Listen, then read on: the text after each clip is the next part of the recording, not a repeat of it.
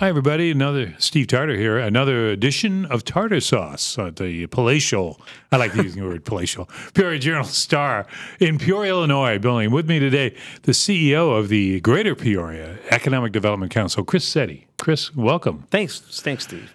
Chris, most of you that are Peoria residents or viewers or listeners, whatever, know Chris from many years at City Hall, assistant city manager most recently until last year. You switched over? The very beginning of this year. So beginning of this year. January 15th. Last year was when we announced it, but you took over this year.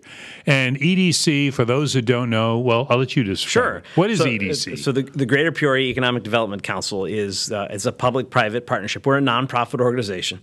And our role is to help improve the economy in a 5-county region. So not just Peoria, but Peoria, Tazewell, Woodford, Mason, and Logan counties. So all the way down to Lincoln, from probably Princeville is the furthest north, Princeville on the west side, maybe Monunk on the east side, all the way down to Lincoln and Elkhart and places like that in pretty Logan wide County. area. It's a very wide area. It's a very wide area with lots of agriculture, lots of manufacturing, lots of healthcare. And so our organization is really there to support the economy and trying to help grow it by working with our existing businesses, working to help entrepreneurs, and then also to attract businesses to come to the region. I should know this because I covered it for the paper, but my short-term memory loss is infinite. So tell me, when Heartland Partnership dissolved and they held all those meetings to refocus economic development in this area. It's actually called Focus Forward. Focus, thank you. Focus Forward CI. It's coming back into focus, folks. Lots of meetings. Yes. And were you part of all that? I was. As a member of the city's economic development team, I was a part of all of those conversations. So I heard, and we won't recount all that went on there because that would take too long, but collaboration was the buzzword I heard over and over and over again. How is collaboration working? You know, I think it's great. So the Focus Forward process led to, the Heartland Partnership dissolved, and now we have the Peoria Chamber of Commerce and the Economic Development Council that used to be kind of under one umbrella. They're separate organizations. And so that whole effort that started to be called Focus Forward CI, one of the results of that was a comprehensive economic development strategy, or a CEDS. And this is actually a document that is kind of the bedrock of what the U.S. Department of Commerce does with regions for regional collaboration on economic development. We're actually what's called an economic development district, which is a creation of the federal government. That's the 5 counties that I mentioned earlier in this economic development district. And not every county in Illinois or every county in the country is in an economic development district. About maybe half of the counties in Illinois are actually in economic development districts. Being in an EDD allows you some funding from the Economic Development Administration, the EDA, that others can't get. So, for example, the University Street, the North University Street between Pioneer Parkway and Town Line Road serves all of that part of Pioneer Industrial Park, ATS, G&D, Lynch Aluminum, all of those great companies that are back there. I always get lost out there. Right. The city was able to apply because we're part of an EDD, and my organization at the time helped with their application, was able to apply and get $2 million worth of federal funds from the EDA to make that road happen. The reconstruction, I think it's going to start off later this year. They had $1 million locally, they had $2 million of state IDOT money, and then $2 million in EDA funding. So that's one of the reasons to be in an EDD, is that you are allowed to take advantage of these funding streams that are out there. But at the core of that is an economic development strategy that everybody says, this is what we're going to do to try to move our region forward. And they're 5-year plans, and that plan was filed in 2015, covers 2015 through 2019. And that's really what my organization is charged with, is implementing that plan. So you're kind of following a playbook. We're following a playbook. You can find it on our website. But the very first thing that it talks about is acting regional. So there's 4 goals in the CEDS document. But the first goal is acting regional. And it really is about that collaboration. Because frankly, borders of communities, of municipalities, of counties, frankly, even of states, are only really of matter to elected officials and government employees. People will quickly cross a border for work, right? Or to buy gasoline. To do anything, right? Because you don't think about that you're crossing a border, but especially for work, people will commute. And this really hit home for me. And, and I spent 12 years working just for the city of Peoria. So my primary interest there was just to make development happen in the city of Peoria.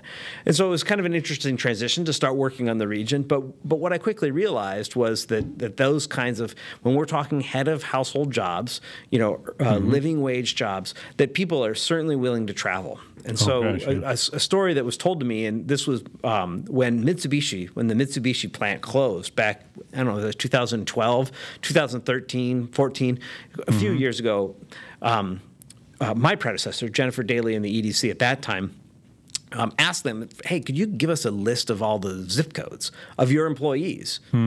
We'd love to see what the impact is going to be on this region. And to kind of everybody's shock, 50% of the people that worked at the Mitsubishi plant lived in what we call Greater Peoria, right? So in one of our 5 counties. And we're commuting. Because 40 miles is not much of a commute. I mean, I know people that commute every day to Bloomington Normal to work at country companies or to work at State Farm. Right. People do that. And so kind of in traditional economic development where you're counting wins and losses, right? Nobody around here would have thought of the Mitsubishi plant. It wouldn't put it in the loss column. And now that Rivian is bought that plant, is going to be producing electric vehicles at the end of 2019, we also don't think of it as a win because it's in McLean County. Right. But the reality is that it is a win for the region. It was a loss and it is a win because people will travel. So when we look at, one of the roles of my organization is to be that voice of collaboration and to really try to make sure that those jobs are growing, are coming here and they're growing here. When you talk about collaboration like that, I'm wondering, and this is just without having anything to point to, but you mentioned, like, for instance, Bloomington Normal, where the Mitsubishi plant was. Yet, the TV stations focus on Bloomington because that's part of their audience. I know. Right. When you watch the news, we always watch the news, see what we missed or what we got more than they did. We always do that. And sometimes I'm watching the news, local news in Peoria, and I'm thinking, I don't remember this story. And then all of a sudden I realize it's Bloomington or something, or they identify it. But yeah, the Pantograph is the newspaper we printed here in this building. But there's a sort of as you said, there's like a border thing. How about with you? I mean, is there a border for you? I mean, do you reach out to Bloomington? Do you reach out beyond Bloomington? So not as a matter of course, right? I mean, after a while, I can't be worried about the economics of the entire state. There's kind of a logical end of the work that we do. There's always Chicago. But we do collaborate, right? So recently, and within the last few months, the economic development organizations for Bloomington Normal, Champaign-Urbana, Decatur, and Tuscola, the 5 of us got together just to start talking about how do we act as a unit, really to battle Chicago. Right. And we went up to Chicago and we met with Intersect Illinois. And Intersect is the private organization that is the marketing arm for the state of Illinois. So they are the company that is out there trying to attract business to Illinois.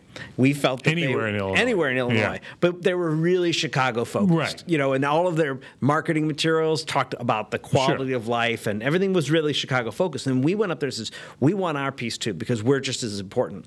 And that was an opportunity where we all saw value in working together. It makes some sense to work with Bloomington Normal because we do know that the beautiful thing about this region, is is that a 40-mile drive is a 40-minute drive. Right. You know, and there are people in the Chicago area who would kill for a 40-minute commute. And the chances are, if their 40 minutes is a 6-mile drive or a 12-mile drive. Right. You know, so that's really one of the benefits of living in the, and I'm from Los Angeles originally. You know, so I hear they have traffic there.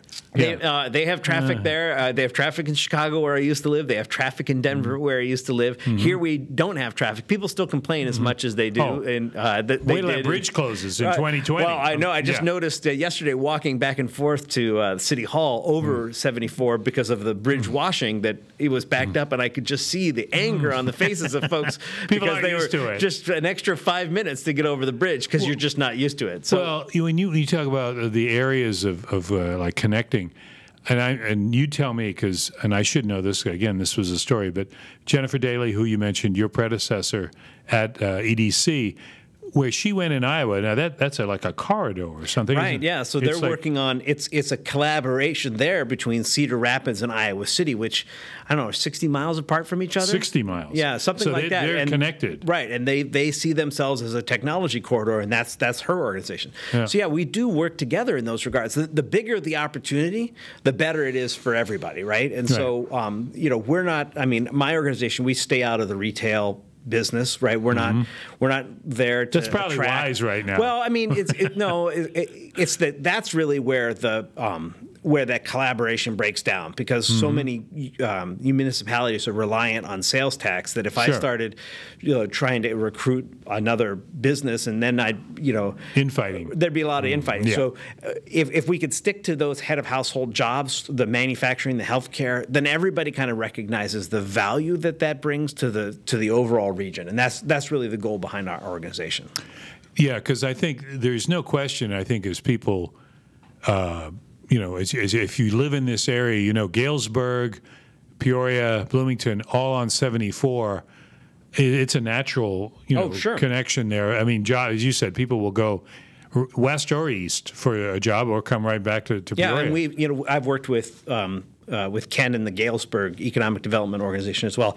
Build those relationships because you just never know.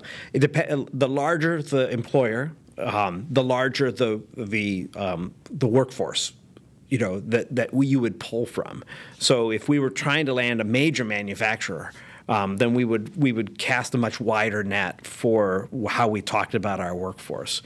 I would have to tell you, just thinking of Galesburg, a gentleman from the Landmark Cafe, which is a very good place. I'll give him a free plug here.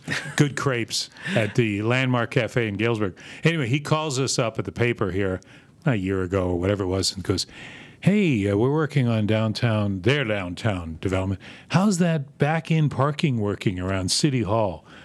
How is that? You missed that? I mean, no, I had no problem with the back-in parking. We got one of these no-problem people. Yeah, but you're the only one that I've talked to that has no problem with it. Because, I mean, you see it in other cities. I was in, where was I? I was on the West Coast or East Coast somewhere, and no, I take that back. I think it was Des Moines. And they had back-in parking in Des Moines, and so change is hard, and I understand that.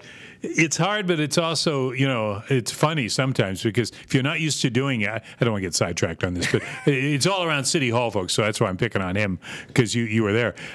Speaking of City Hall. I always parked in the deck, so I didn't have to do it very often. So what do you know about it? Yeah, you parked in the deck. Now I'm a regular citizen, though, and I have to park like it. Do you have a camera that shows you backing up? I do not. All right. Well, okay. See, I can't get him on anything. Do you miss City Hall? You know what? I miss the people at City Hall. 12 years. 12 years. It was a great job. And I don't say I miss it because I regret my decision, because I think it was the right decision for me and my family at the time. I do miss. There are, city employees don't get, nearly the credit for the work they do. And it's very popular to bash on city employees, but there really are some really incredible people that I got to work with, from the city manager down to line staff. And so I do miss that. I miss the camaraderie of that. I have a great team at EDC. It's much smaller. I went from a company that had 800 employees, 750 employees, to one that's got 7 employees. So that's been a little bit different. Kind of having the same conversations over and over again with my you can have a meeting meeting with the whole staff in pretty much any room in town, right? Yes. So, but I have a great young, dedicated staff that are really, excited about economic development and the work they do. So it's been an interesting transition. I worked for I had a lot of different jobs at the city of Peoria over the course of 12 years, but throughout all of it was usually connected to economic development in one way or the other. And so I really thought, this will be easy. I'm just doing economic development on a larger scale. On a larger scale, and it is much different. I've gone from being very project-based, at the city of Peoria, where I did a lot of the warehouse district stuff, for example, and I was working on very individual projects that kind of had a beginning and a middle and an end to them, so I can walk into Zion Coffee and say, this is a thing now that you could see. Yeah. At the EDC, a lot of the work is more foundational and kind of building pipelines. So we do a lot of work, and some of the most impressive work we do is on the workforce side of things, because what companies will tell you, especially in attraction, but even in development, I mean, we are at a pretty amazing time in Peoria right now. There are more jobs available now than there have been in a long time. Is that well known, do you think? Well, I mean, I think it's well known.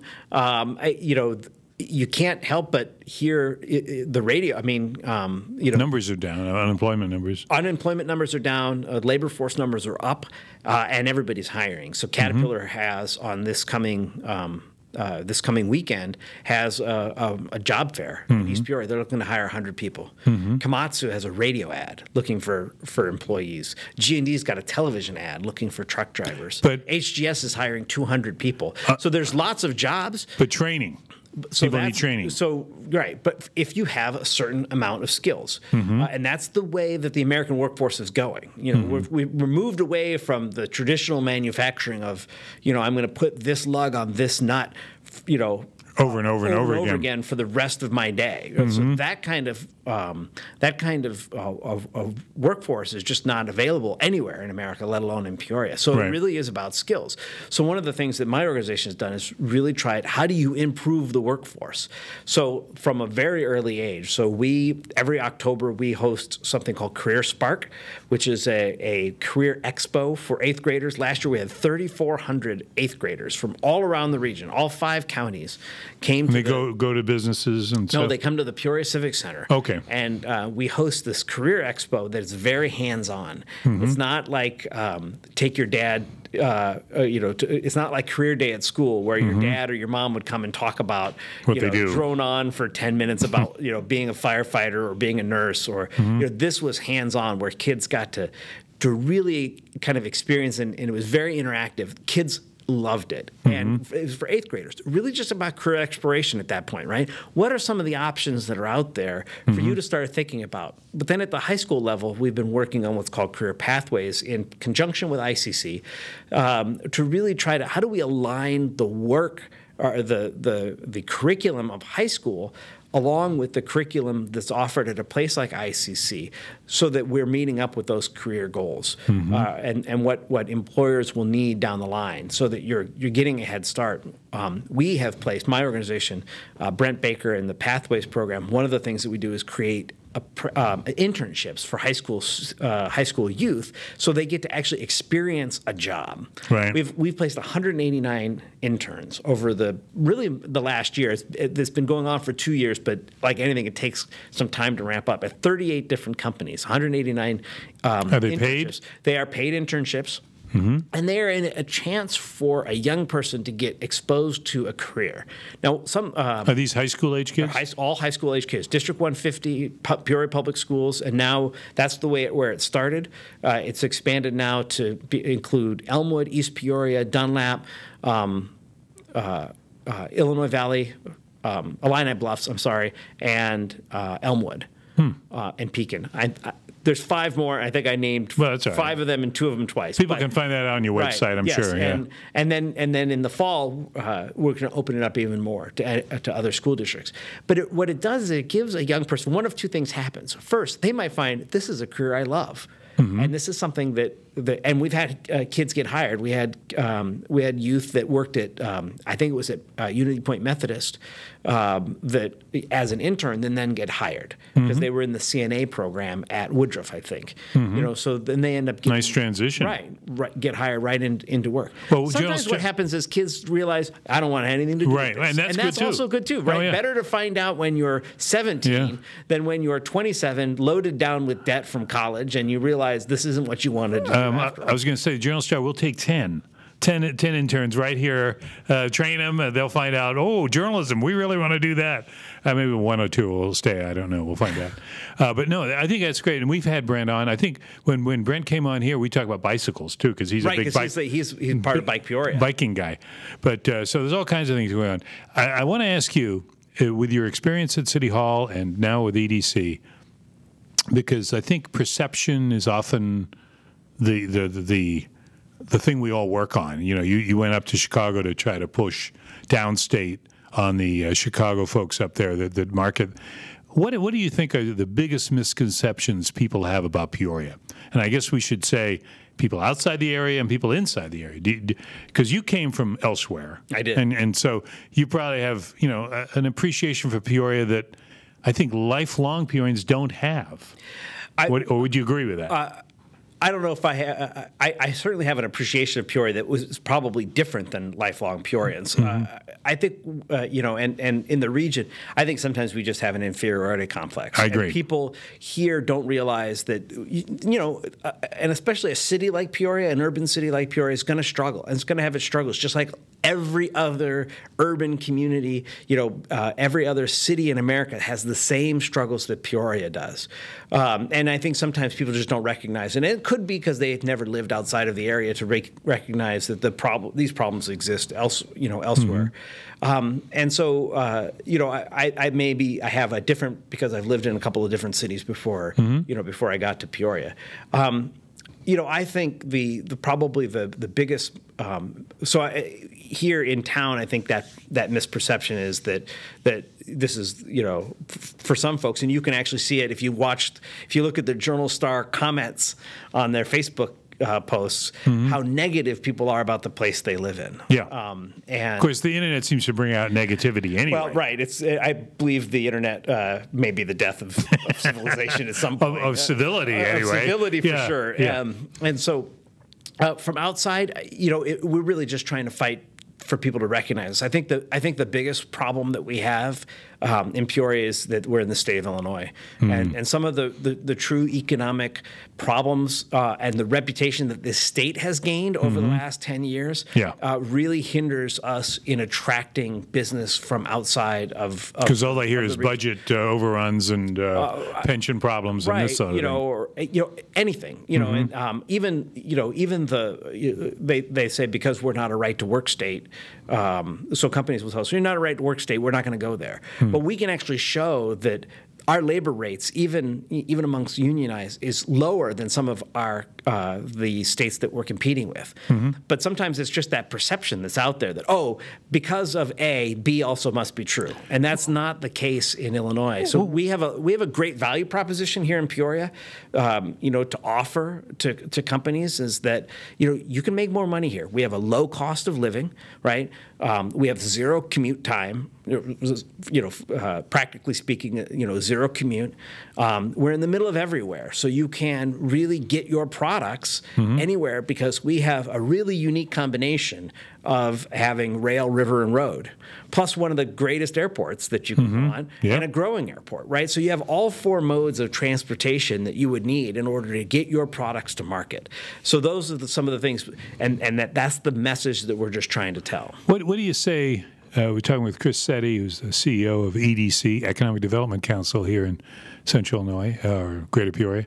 And I'll just do the elephant in the room, because it remains in there. The Caterpillar, they moved their headquarters. So somebody reads that, hey, so what's wrong with Peoria? Caterpillar left. Yeah. What do you say to somebody who brings that up? Well, what we say is that Caterpillar still has, over 11,000 employees here, and they're hiring, right? So yes, obviously, we don't ignore the fact that, they made a decision about their world headquarters, but we also try to put that in perspective, that they're that equaled 300 jobs, and they still have their major their center of research and development here.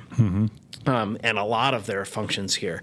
They didn't abandon Peoria. They moved a group of executives to Deerfield for the reasons that they felt that they needed to make. It certainly hurt, and the community it was reeling from it. For a little bit. I think the bigger impact, frankly, when it comes to Caterpillar, and this is just the economic downturn of about 3 or 4 years ago when they had to shed a couple thousand jobs here locally. That was the real economic impact. That's where we really started to see those numbers start to decline in the population. They were going through really tough times on the global market.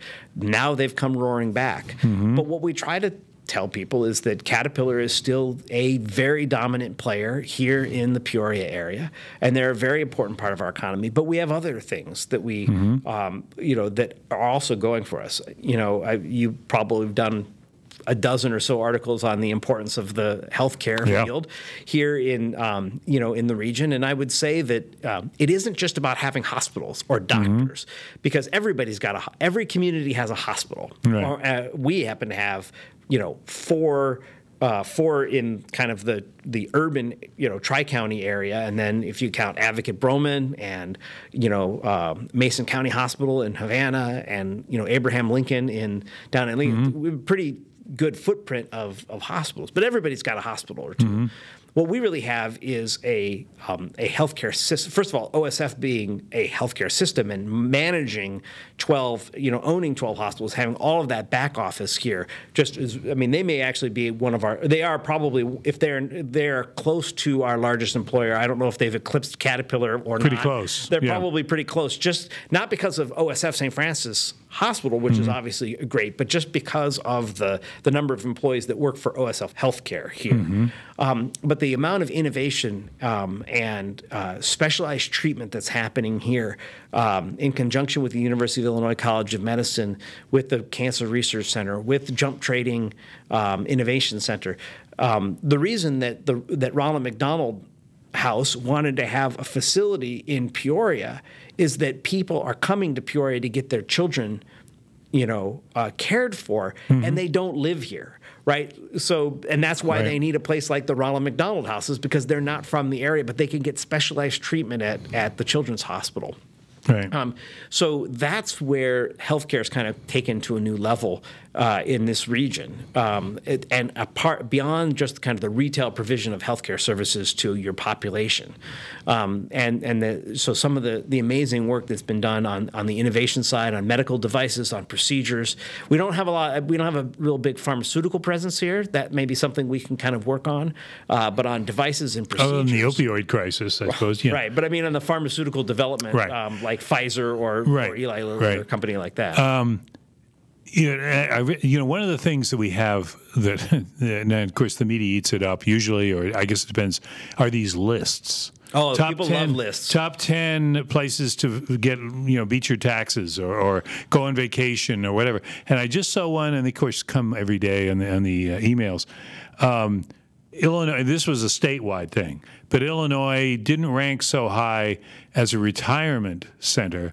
And they cited some things, but they really, when I looked through their points, I thought that really doesn't apply to Peoria, because you just mentioned low cost of living, health care, which are huge components if you happen to be retiring or just want to spend time here, regardless of your age. But, went on down the line, cultural pursuits, and I thought, well, we've got a lot here, but you're certainly within a 2.5-hour drive of Chicago or St. Louis. We've seen this is something that's changed generationally. So the greatest generation, right? They all, when they got old enough, they all moved to Florida or Arizona, and you're still going to see that for some of those obvious reasons when you retire. But what we're seeing of the baby boomer generation is much more oriented around urban pursuits, and so the arts and sports, being among them. So one of the things that Peoria has to offer, first of all, Illinois doesn't tax retirement income, so that's what helps Illinois. It helps keep people here for a good part of the year at least.